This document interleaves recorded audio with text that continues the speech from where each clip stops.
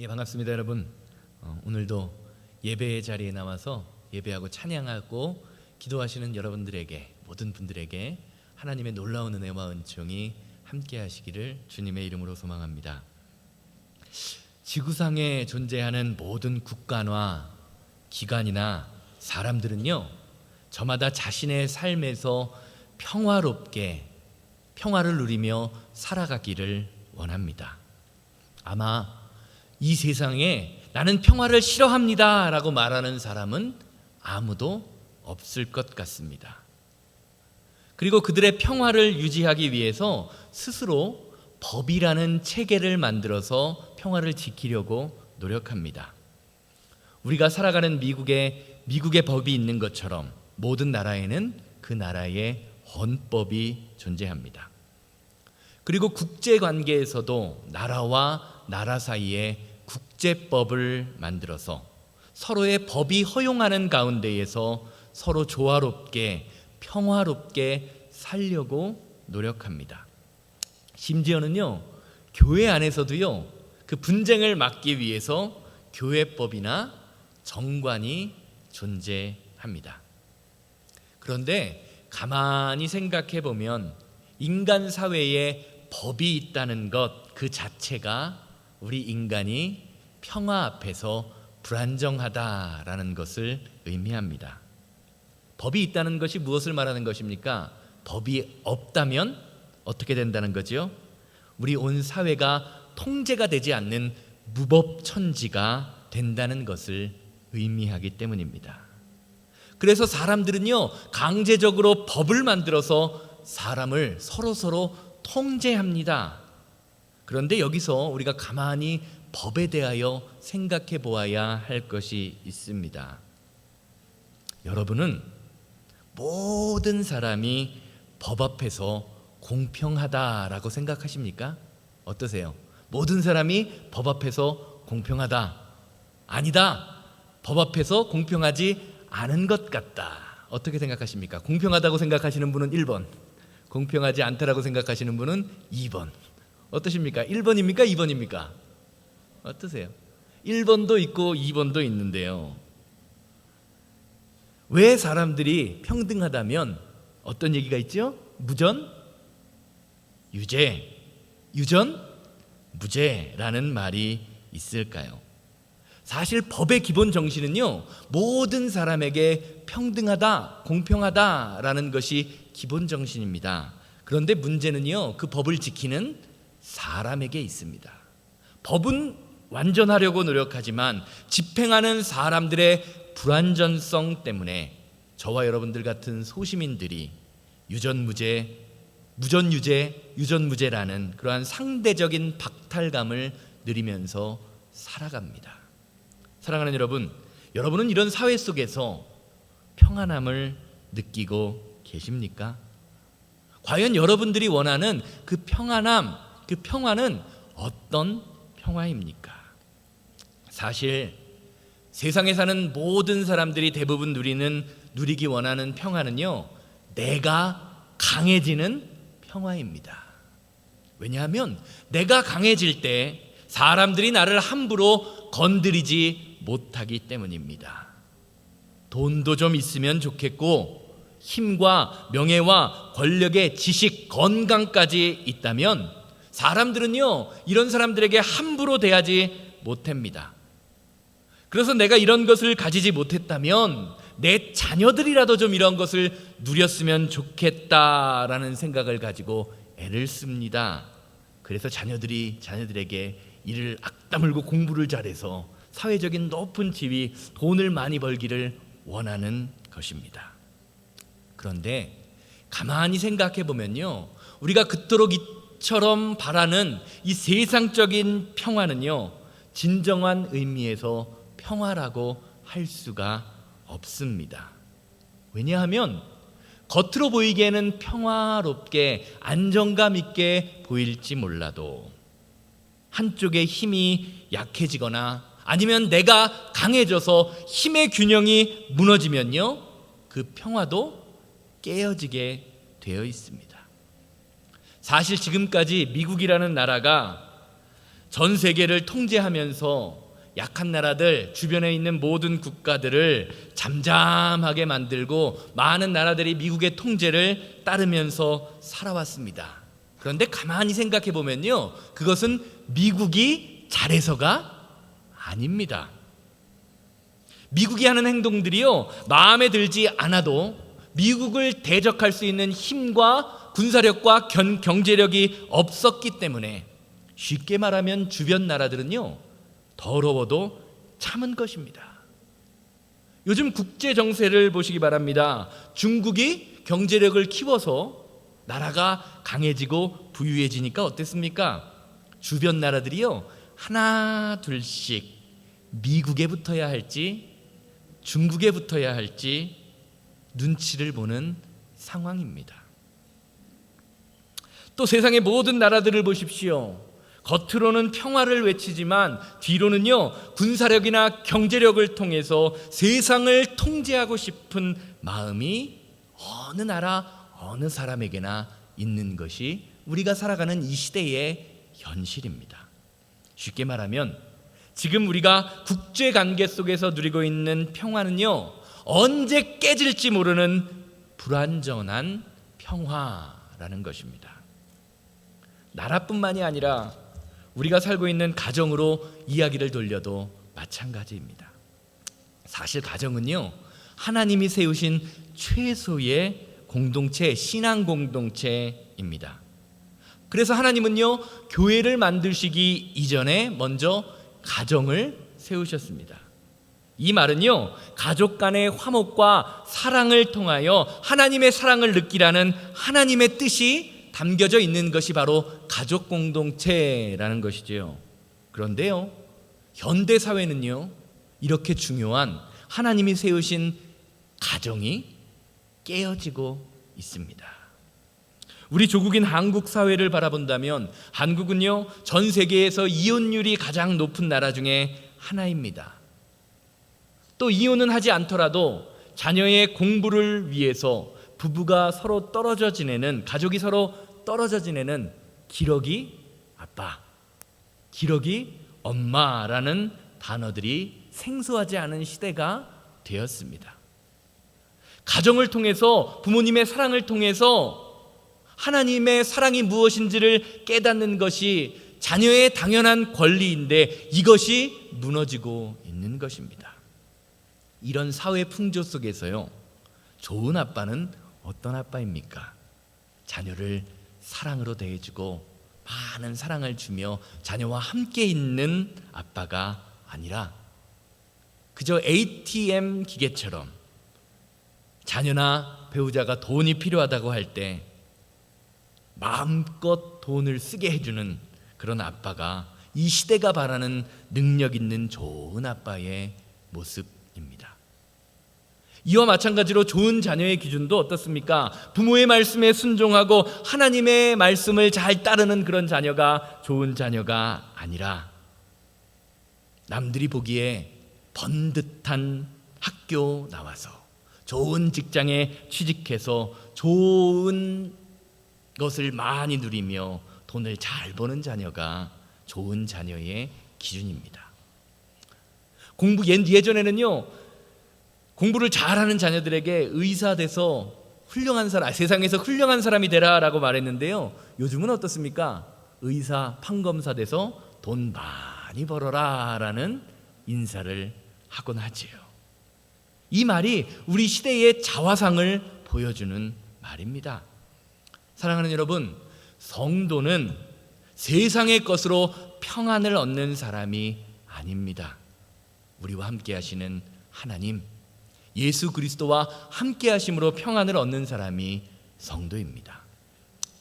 누가복음 19장 말씀을 보면요, 예수님께서 예루살렘의 도성을 보시며 눈물을 흘리며 한탄하시는 장면이 나옵니다. 그러면서 이렇게 말씀하시죠. 누가복음 19장 41절에서 42절 말씀입니다. 가까이 오사 성을 보시고 우시며 이르시되 너도 오늘 평화에 관한 일을 알았더라면 좋을 뻔하였거니와 지금 내 눈에 숨겨졌도다. 예수님께서 예루살렘 도성을 바라보시면서 우신 이유는요, 하나님의 백성이라고 스스로 자부하는 이스라엘 백성들이 하나님을 통하여 얻는 평화는 바라지 않고 눈에 보이는 권력과 물질이 주는 평화에 취해 있었기 때문입니다. 이런 것들에 빠져서 하나님의 백성들이 영적으로 스스로 죽어가는 것도 모르고 세상 것만을 바라보며 그것만을 추구하는 백성들을 보시면서 눈물을 흘리고 계시는 것입니다. 결국에는 모두 다 무너져 버릴 것이라는 말입니다. 예수님은요, 이런 이스라엘 백성들의 영적 상황을 보시고 눈에 숨기워졌다라고 말씀하십니다. 무슨 말입니까?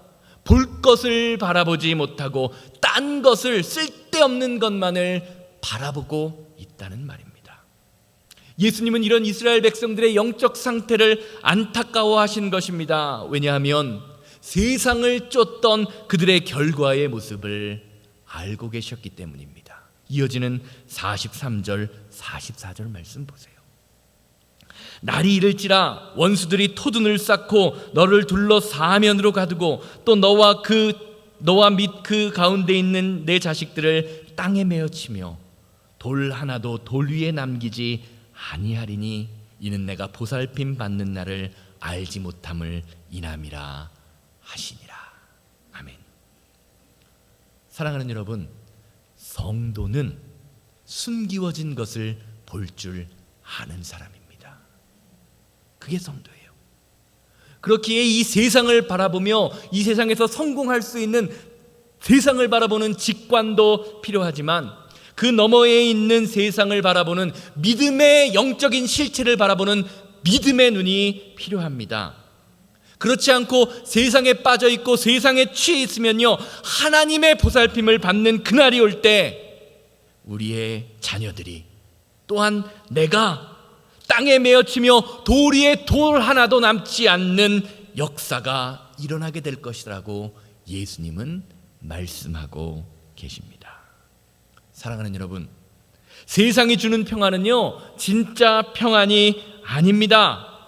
주님이 주시는 평안을 기대하고 바라보며 믿음으로 바라보고 믿음으로 말하고 믿음으로 행동하는 모습이 필요합니다. 이것이 주님의 보살핌을 받는 성도의 자세입니다. 예수님은요, 세상이 주는 평안에 취해 있는 이스라엘 백성들을 바라보시며 탄식하고 계십니다. 이 말이 의미하는 것이 무엇입니까? 이 말은요, 저와 여러분들이 예수님이 주신 성령과 동행함으로 믿음의 말과 행동을 따라 살지 않으면 저와 여러분들의 모습, 우리 교회의 모습을 보시며 예수님이 탄식하실 수 있다라는 사실을 말해주는 것입니다. 사랑하는 여러분, 우리 교회 그리고 여러분들의 신앙생활의 모습은 과연 어떤 모습입니까? 예수님을 환하게 웃게 만드는 신앙생활을 하고 계십니까? 아니면 한숨만 나오는 그런 신앙생활로 오늘 하루를 살아가고 계십니까? 오늘 이 아침 예배하는 모든 분들이 주님이 주시는 그 평안을 누림으로 주님과 동행함으로 예수님의 눈물을 씻겨드리는 교회, 그래서 예수님의 마음을 시원하게 해드리는 교회가 되기를 주님의 이름으로 소망합니다. 이것이 저와 여러분들, 성도된 저와 여러분들의 사명입니다. 우리가 그토록 누리고 싶어하는 평안, 화평은요, 성령의 열매입니다.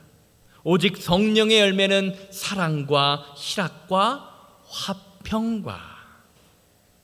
이게 무슨 말입니까? 우리가 이 세상을 살면서 평안을 누리기 위해서는요, 하나님과의 관계가 먼저 회복될 때 우리 안에 주님이 주시는 참된 평화가 임하게 된다는 것입니다. 그래서 오늘 우리가 함께 읽은 말씀을 보면요, 예수님께서는요, 성도의 사명을 평화와 화목을 상징하는 소금에 비유하시면서 너희는 이라는 단어를 통해서 저와 여러분들에게 그리스도인의 사명을 선포하고 계십니다. 마태복음 5장 13절, 마가복음 9장 50절 다시 한번 읽습니다. 너희는 세상의 소금이니 소금이 만일 그 맛을 잃으면 무엇으로 짜게 하리요? 후에는 아무 쓸데없어 다만 밖에 버려져 사람에게 밟힐 뿐이니라. 또 마가복음 9장 50절은요, 마가 공동체는요, 마가는 예수님의 이 말씀을 다르게, 좀 비슷하면서 다르게 해석합니다. 소금은 좋은 것이라되 만일 소금이 그 맛을 잃으면 무엇으로 짜게 하리요? 너희 속에 소금을 두고 서로 화목하라. 소금의 사명이 무엇이라는 것입니까? 성도의 사명이 무엇입니까? 소금과 같이 세상에서 맛을 내라. 이것이 저와 여러분들의 사명이라는 말입니다. 예수님은요, 이 소금의 사명, 맛을 내는 것을요, 화목함이라고 표현하십니다. 즉 저와 여러분들이 성도로서 예수님을 우리 안에 모시고 예수님의 말과 행동을 이 땅에 드러내며 살아갈 때에 저와 여러분들의 말과 행동을 통하여 사람들이 기쁨을 누리고 평안을 누리고 화목을 누리는 삶을 살게 될 수 있다라는 말입니다. 이 말은요, 오늘 본문 말씀에서 예수님이 말씀하시는 그 화목이라는 단어에 아주 극명하게 자세하게 드러납니다. 오늘 본문에서 소금과 같이 화목하라라는 이 말 속에 사용된 이 화목이라는 단어는 평화라는 단어의 에이레네라는 단어입니다. 이 에이레네는 어떤 뜻이 있느냐? 이 단어는 세상 사람들이 원하는 것처럼 세상의 힘으로 상대방을 억압하고 억누르며 평화를 유지하는 것이 아니라 하나님과의 관계를 통하여 저와 여러분들 같은 성도에게 일어나는 영적인 상태를 이야기하는 단어입니다. 즉 성도는 하나님과의 관계를 통하여 얻은 평화를 어떻게 하는 거라고요?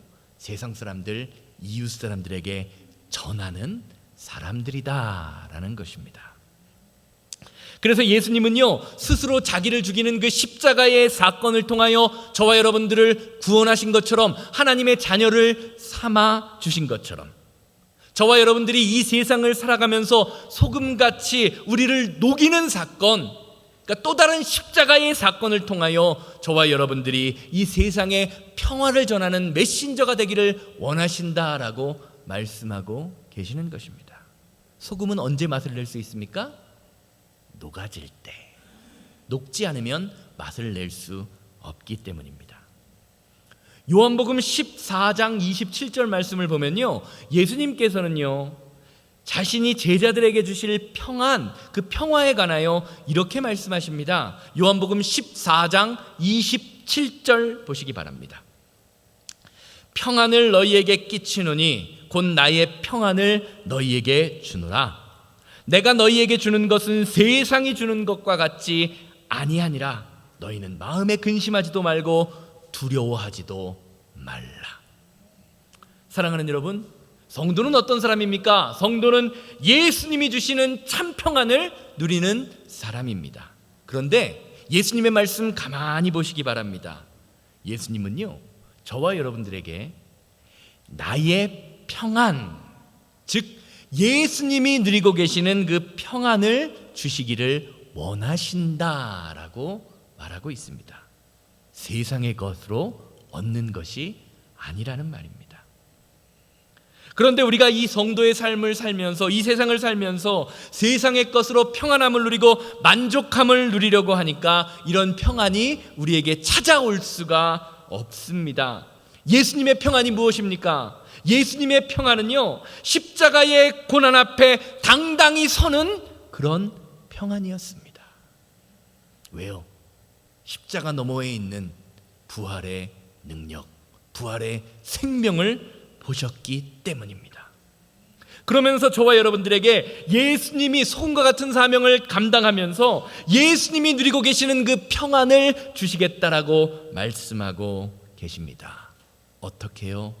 저와 여러분들이 소금처럼 녹아질 때, 나 자신을 죽일 때 그런 평안이 나타나게 된다고 말씀하십니다.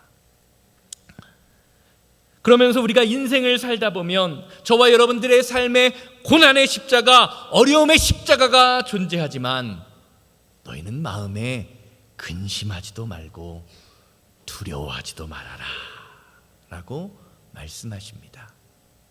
왜 그렇습니까? 왜냐하면 우리의 마음속에 근심과 두려움이 생길 때 하나님께서는 우리의 믿음에 당하는 그 고난을 이길 수 있는 힘과 은혜와 능력을 주시는 분이기 때문입니다. 믿으십니까? 고린도전서 10장 13절 말씀 보시기 바랍니다.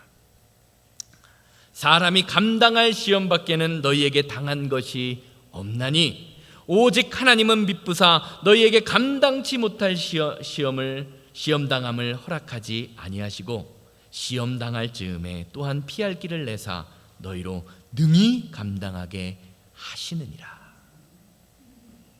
사랑하는 여러분, 폭풍이 일어날 때요, 태풍이 일어날 때 선장의 진짜 실력을 알 수 있는 것입니다. 잔잔한 바다에서는요, 누구나 다 배터랑처럼 그 키만 잡고 있으면 멋져 보입니다. 그러나 폭풍이 일어나면요, 진짜와 가짜가 구별됩니다. 노련한 선장은 어떻습니까? 파도와 바람을 읽을 수 있는 능력이 있는 사람입니다. 그렇기에 험한 바람과 폭풍 앞에서도요, 침착하게 자신의 일을 해냅니다. 그래서 사람들을 안전하게 이끌어 갑니다. 그러나 실력 없는 선장, 실력 없는 사람은 어떻습니까? 허둥지둥대며 승객들과 함께 두려워합니다. 나만 죽음의 길로 이끄는 것이 아니라 다른 사람도 죽음의 길로 이끌어 가게 되는 것입니다. 성도의 삶도 마찬가지입니다. 성도에게 있어서 진짜 문제는요, 우리 앞에 닥친 질병이나 어려움이나 아픔이나 상처가 아닙니다. 예수님과 함께 그 문제를 해결해 나갈 힘이 있느냐 없느냐가 성도의 진짜 문제입니다. 이런 점에서 오늘날 교회와 성도의 가장 큰 문제점은요, 저와 여러분들에게 주어진, 맡겨진 십자가를 감당하지 않는 것입니다. 그저 나만 평안하면 되고, 나만 잘 살면 되고, 우리 가족만 아무 일 없이 행복하면 된다는 생각이 이 시대의 많은 성도와 교회 안에 팽배해졌다 있다는 것입니다. 변질된 복음이 우리 안에 꽉 자리 잡혀 있는 것입니다. 고린도전서 1장 24절 말씀을 보면요, 사도 바울이요, 자신의 사역에 관하여 다음과 같이 증거하고 있습니다. 골로새서 1장 24절입니다. 나는 이제 너희를 위하여 받는 괴로움을 기뻐하고 그리스도의 남은 고난을 그의 몸된 교회를 위하여 내 육체에 채우노라. 골로새서 말씀을 보면요, 사도 바울은요, 주님이 자신에게 맡겨주신 고난, 즉 성도와 교회를 위하여 받는 핍박과 괴로움이 기쁘다라고 증거하고 있습니다.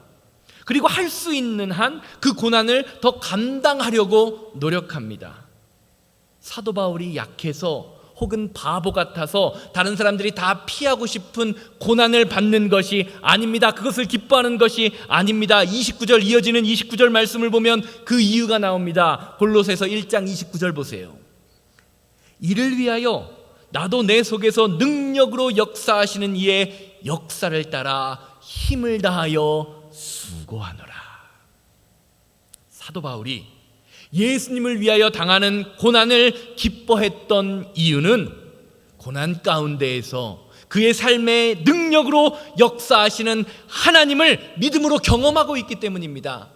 비록 고난과 어려움과 질병과 아픔과 상처는 있지만 하나님과 함께할 때 하나님이 능히 이기게 하여 주심을 믿음으로 경험하고 있는 것입니다. 쉽게 말하면 사도 바울이 자신 앞에 놓여진 십자가를 지면 질수록 하나님의 능력도 그 십자가만큼 더 크고 크게 일어났다라고 고백하고 있는 것이지요. 사랑하는 여러분, 이것이 우리가 믿는 믿음의 실체입니다. 사실 우리 안에서 주님이 주신 참된 평화를 누리지 못하는 이유는요, 사명이 없기 때문입니다. 사명이 없기 때문에 헌신이 없고, 헌신이 없기 때문에 능력을 경험할 수가 없는 것입니다. 마태복음 11장 28절에서 30절 말씀 보시기 바랍니다.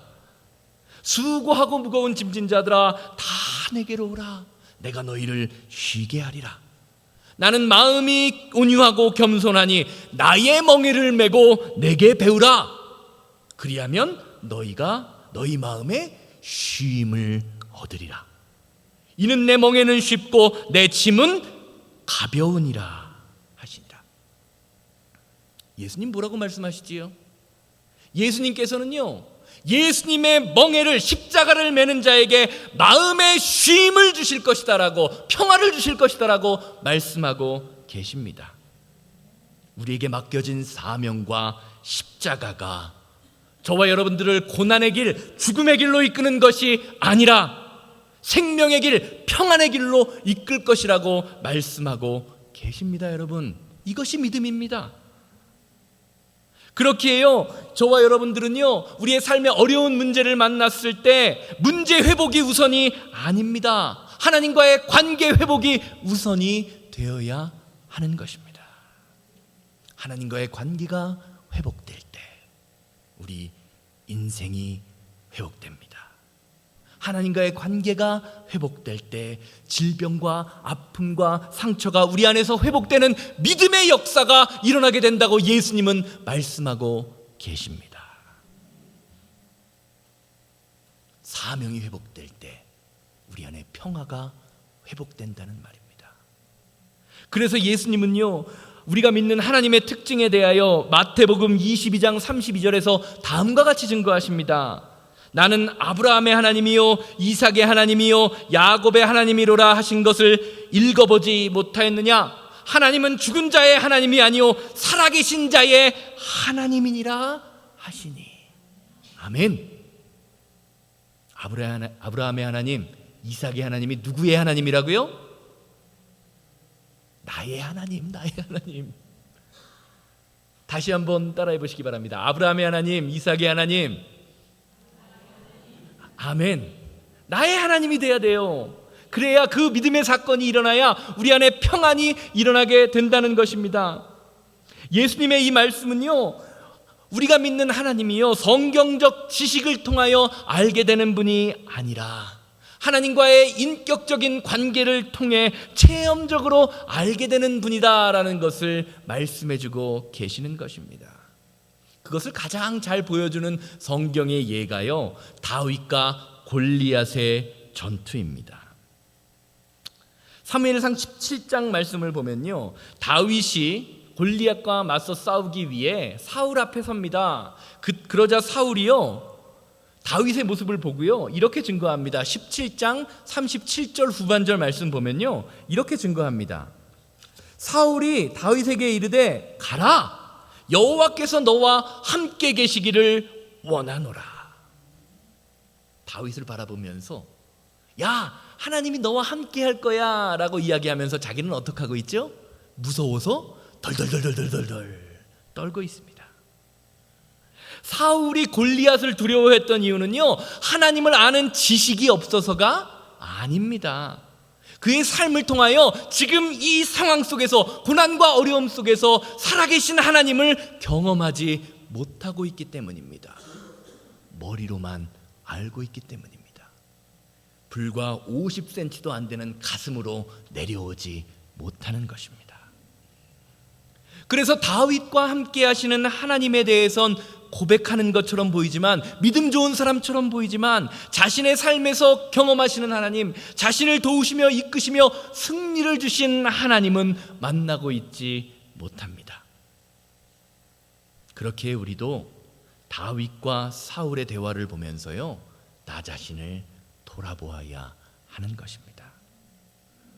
하나님을 믿는 연수가 쌓이다 보면요, 이럴 땐 이렇게 할 수 있지, 저럴 땐 저렇게 해야지 라는 식으로 하나님의 말씀이 우리의 머릿속에 있음으로 말미암아 다른 사람을 가르치고 싶은 마음이 들 때가 종종 있습니다.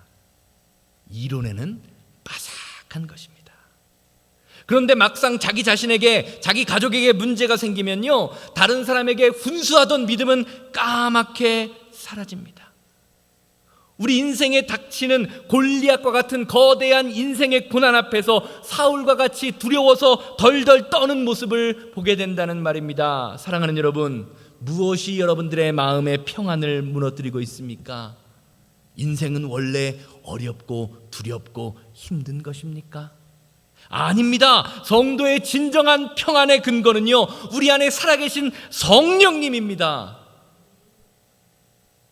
우리가 주님이 주신 사명을 가지고 주님의 십자가를 믿음으로 감당할 때에 주님께서 능히 이기게 하시는 믿음의 역사가 저와 여러분들의 삶에 임하게 된다는 말입니다. 이런 점에서 성도는요, 내 안에 모신 주님을 믿고 고백함으로 적극적으로 이 세상에 평화를 만들어가는 삶을 살아야 하는 것입니다. 쉽게 말하면 나를 통하여, 내 안에 계신 성령님을 통하여 우리 교회 안에 평화를 이루는 내가 평화의 사람이 되어야 하고, 성령을 모신 나를 통하여 우리 가족이 평안을 누리는 믿음의 역사가 일어나는 사람이 바로 저와 여러분들 같은 성도라는 것입니다. 그래서 로마서 12장 8절과 히브리서 12장 14절 말씀을 보면 오늘 우리가 읽은 본문 말씀과 비슷한 맥락으로 화목, 평화에 관하여 이렇게 증거합니다. 로마서 12장 18절 먼저 보겠습니다. 할 수 있거든 너희로서는 모든 사람들과 더불어 화목하라. 또한 히브리서 12장 14절 보세요. 모든 사람과 더불어 화평함과 거룩함을 따르라. 이것이 없이는 아무도 주를 보지 못하리라. 성경 가만히 보면요, 화평과 주님을 보는 것, 주님을 경험하는 것을 매칭시켜서 이야기하고 있습니다. 오늘 말씀과 더불어서 정리해 보면요, 성경이 말하는 모든 사람과 더불어 화목하라라는 이 말씀은요, 모든 사람과의 관계에서 먼저 스스로 십자가를 지라라는 말씀과 동일한 말씀입니다. 또한 모든 사람에게 성령 충만함으로 대하라라는 말입니다. 할 수 있거든 모든 사람과 라는 말이 의미하는 것이 무엇입니까? 그만큼 모든 사람과 화목하는 것이 쉽지 않다라는 말입니다. 이 세상을 살아가면서 모든 사람에게 성령 충만, 은혜 충만의 모습으로 대하는 것이 쉽지 않습니다. 우리 인간의 모습이 어떻습니까? 나 한번 툭 치면, 건드리면 어떻습니까? 내 안에 있는 모난 자아의 모습이 여기서도 툭, 저기서도 툭 튀어나오는 것이 저와 여러분들의 모습이기 때문입니다. 그런데 할 수 있거든 하라라는 말은 무엇입니까? 어렵지만 힘들지만 할 수 있다라는 말 또한 포함하고 있습니다. 혹시 여러분들이 어느 교회에 갔는데 목사도 나랑 안 맞는 것 같고 속회 리더도 괴팍하기 짝이 없고 교회 사람들에게 이상하리만큼 정이 안 간다라면요, 주님이 나에게 정말 좋은 교회를 허락하셨구나 라고 생각하면 된다는 말입니다. 성경 이 말씀이 그 말씀이에요. 보통 사람들 어떻습니까? 마음에 안 들면, 절이 싫으면 어떻게 하죠? 중이 떠나라고 가르치죠. 근데 성경은 다르게 말하는 거예요. 모든 사람이 마음에 안 들면요, 와, 이 교회는 나에게 축복된 교회구나라고 생각하라는 것입니다. 왜냐하면 오늘 본문이 말하는 것처럼 내가 이 마음에 안 드는 곳에서 소금이 되어서 다른 사람을 화목하게 만드는 축복의 역사, 믿음의 역사, 능력의 역사, 성령 충만함의 역사를 만들 수 있는 교회가 바로 그런 모임이기 때문입니다. 그런 기회를 만들 수 있는 믿음의 공간이기 때문입니다. 사랑하는 여러분, 십자가는 죽음입니다. 그리고 십자가에서 내가 죽을 때, 소금처럼 내가 녹아질 때 저와 여러분들을 통하여 주님이 주시는 화평, 평안함이 이루어지는 것입니다. 결론적으로 말씀드리겠습니다. 우리가 사는 주변을 한번 바라보시기 바랍니다. 위로와 평화가 필요한 시대인 것 같습니다. 사람들이요, 다 나만 알아달라 그래요. 다 좀 알아줬으면 좋겠다라는 생각을 가지고 살아갑니다. 우리가 사는 미국의 전체 성인의 12%가요 우울증에 빠져서 우울증 약을 먹지 않으면 잠을 이룰 수 없는 사람이 12%라고 합니다. 한국인들 어떻습니까? 여전히 한국 문화는요 일제시대와 군사문화의 잔재 속에서 살아갑니다. 가정이나 학교에서도요 폭력이 난무하는 것이 한국 사회입니다. 술 문화를 보십시오. 술 문화가 얼마나 거칩니까? 오죽하면 술을 먹어도 폭탄주라고 해서 폭탄주라는 이름을 만들어서 먹는 것이 한국 사람들입니다. 언론이나 정치권의 언어 폭력은 말로 할 수 없습니다. 신문 기사가요 그냥 인격 모독 수준의 말로 진실을 왜곡하면서 살아갑니다. 인터넷은 또 어떻습니까? 누가 말 한마디만 올리면 다 반대하고 다른 사람을 무시하는 말로만 가득 찹니다. 그래서 젊은 사람들, 멘탈이 약한 젊은 사람들은요 댓글을 보면서 자살하기도 하잖아요. 마음의 평화가 없는 시대에 살아가는 것입니다. 빠른 성장을 추구하다 보니 사람을 도구화하며 독하게 사람들을 몰아세웁니다. 경쟁 사회에서 서로 적대하듯 태도를 배우다 보니까 인격적인 만남, 사랑의 만남은 기대할 수도 없는 그런 사회가 우리가 살아가고 있는 이 시대입니다. 직장도 마찬가지고 때로는 교회도 그런 것처럼 느껴질 때가 있습니다. 사랑하는 여러분, 이런 세상 가운데에서 저와 여러분들이 성도로서 그리고 우리 교회가 하나님의 전초기지로서 할 수 있는 일은 과연 무엇일까요? 예수님이 팔복을 통하여 말씀하신 것처럼 내 앞에 놓인 십자가, 화평케 하는 자는 복이 있나니 저희가 하나님의 아들이라 일컬음을 받을 것이다. 내 앞에 놓인 십자가를 적극적으로 지는 믿음의 행동을 통하여 평화가 이루어질 때, 와, 저 사람은 하나님의 사람이구나, 하나님의 아들이구나 하는 믿음의 역사가 일어나게 될 것이라고 예수님은 말씀하십니다. 기도의 능력을 아는 사람은 어떻게 합니까? 기도합니다. 찬송의 능력을 아는 사람, 예배의 능력을 아는 사람은요 어떤 상황과 어떤 조건 가운데에서도 예배합니다. 그렇기에 십자가의 능력, 그 화평의 능력을 아는 사람은요 내가 먼저, 저 인간이 먼저가 아니라 내가 먼저 십자가를 지며 내가 있는 그 공동체와 사회를 화목하고 아름답게 평화로 만들어 나가는 것입니다. 내 삶의 자리에서, 지금 내가 있는 이곳에서 적극적으로 십자가를 지십시오. 주님이 주신 그 평화를 이 세상에 전하게 될 때 저와 여러분들을 통하여 예수 그리스도의 능력, 그 평화가 온전히 선포되는 믿음의 사건이 우리 교회와 성도님들을 통하여 날마다 일어나게 될 것입니다. 이것이 성령의 열매인 평화의, 화평의 비밀입니다. 이 시간 다 같이 자리에서 일어나셔서 십자가 부르시고, 주님, 내가 이 세상을 살아가면서 주님이 주신 은혜의 십자가, 믿음의 십자가 사명을 감당하기 원합니다. 나는 지금까지 내가 십자가를 지면 힘들고 어려운 고난과 고통의 길이라고 생각했는데 주님께서는 십자가를, 믿음으로 십자가를 지는 것이 고난의 길이 아니라 생명의 길, 평안의 길임을 깨닫게 하시니 감사를 드립니다. 주님 주신 은혜와 능력으로 세상에 평화를 전하는 믿음의 사람이 되게 하여 주시옵소서. 다 같이 십자가 부르신 후에 통성으로 기도합니다. 십자가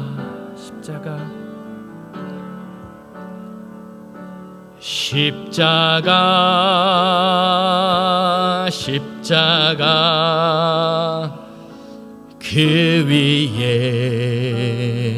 나 죽었네. 그 사랑 내 속에 강같이 흐르네. 그의 생명 내 속에 그의 능력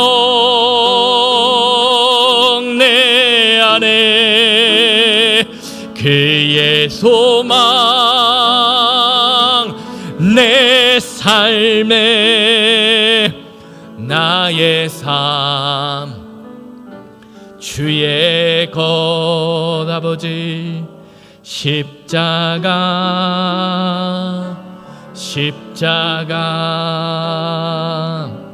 그 위에 나 죽었네. 그 사랑 내 속에 강같이 다 같이 기도합니다. 자비롭고 거룩하신 하나님 아버지, 주님의 십자가를 믿음으로 감당하게 하여 주셔서 하나님이 주시는 평안, 하나님이 주시는 은혜와 능력을 온전히 누릴 수 있도록 주님 인도하여 주시옵소서. 그저 나만 편하면 되고 나만 행복하면 된다는 그러한 이기주의적인 사고방식에서 벗어나 하나님과의 관계 회복을 통하여 교회를 회복시키고 사회를 회복시키고 아버지 하나님의 은혜의 자리로 우리를 변화시키는 믿음의 십자가, 생명의 십자가, 그 십자가의 평안이 오늘 예배하는 모든 성도님들의 마음속에, 가정 속에, 사업장 속에 차고 넘칠 수 있도록 인도하여 주시옵소서. 세상의 평화로 만족함을 누리는 것이 아니라 살아계신 하나님을 경험함으로 날마다 주님이 주는 믿음과 은혜와 능력의 십자가를 경험하는 믿음의 사람들 되게 하여 주시옵소서.